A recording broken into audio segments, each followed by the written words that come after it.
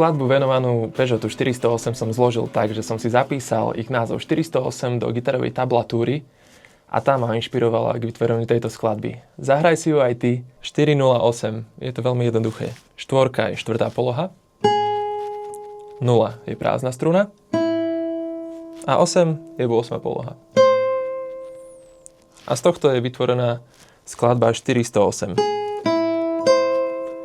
Samozrejme, táto melódia potrebuje nejaké ďalšie sprievodné akordy a tóny, ktoré som k tomu pridal, aby to znelo možno tak bohatšie, aby to vytváralo nejaký akord, aby tá melódia nebola taká smutná a prázdna.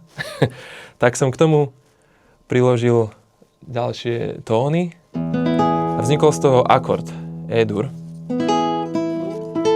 ktorý ide do A-molu.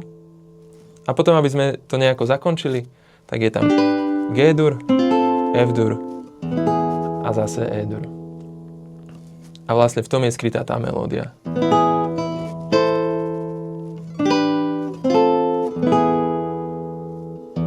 Štyri, 0, 8 a trošku jednoduchšie zahrané. 4, 0, 8 a máme skladbu 408.